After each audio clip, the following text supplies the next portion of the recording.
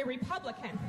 So you want to go bigger and brighter. And I have my final thing, my question is, why did you talk nothing about the FISA abuses? If you care about the Constitution so much, why didn't you say anything about the year-long violation of the Fourth Amendment rights of Trump and his entire transition team?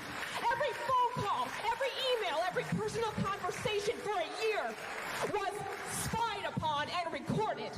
And they had no knowledge. And you are laughing. You are laughing about a year-long spying on an entire team of people. Fourth Amendment's violated.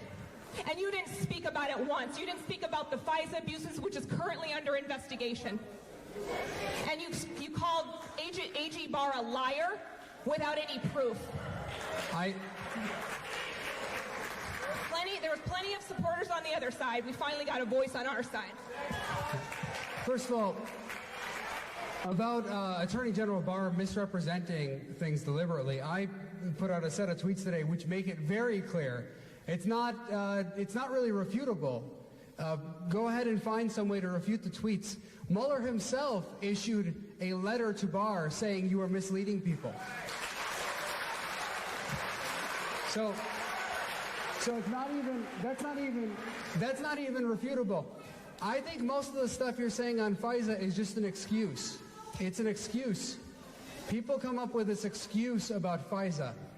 First of all, the FISA only relates to one part of the investigation. The rest of the investigation is not related to that FISA.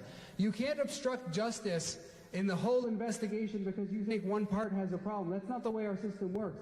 Second of all, nobody has fought more against FISA abuse than me. Nobody in Congress. And in fact, I'll tell you what happened when last time I fought against FISA abuse in a big way. I offered some legislation.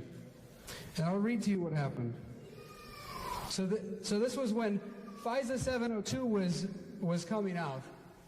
And it was up for reauthorization. And now FISA 702 is way worse than the FISA we're talking about. So this FISA that's being discussed right now, that actually requires probable cause and a warrant.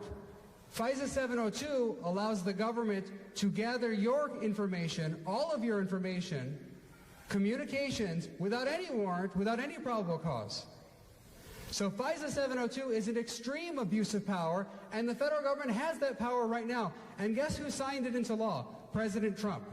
And you know what President Trump said when I offered my legislation to stop FISA 702? So I offered an amendment to the FISA 702 reauthorization to try to stop it. You know what President Trump's office said?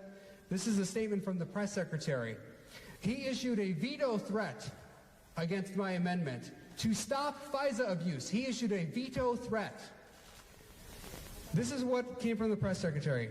The administration strongly opposes the USA Rights Amendment, which is my amendment, to the FISA Amendments Reauthorization Act, which the House will consider tomorrow. This amendment would reestablish the walls between intelligence and law enforcement that our country knocked down following the attacks of 9/11 in order to increase information sharing and improve our national security. The administration urges the House to reject this amendment and preserve the useful role FISA's Section 702 authority plays in protecting Americans' lives.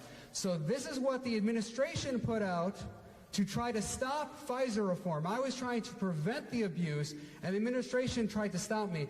And others who are often in the news, you see Devin Nunes and others in the news, they were the ringleaders in the House of Representatives trying to ensure that this reauthorization passed, that my amendment was stopped, that the abuse continued. And then a week later, all of a sudden they turn around and say, oh, FISA's bad because it was used against the president. That is just an excuse on their part. That is an excuse. They don't support FISA reform. They are not protecting their rights.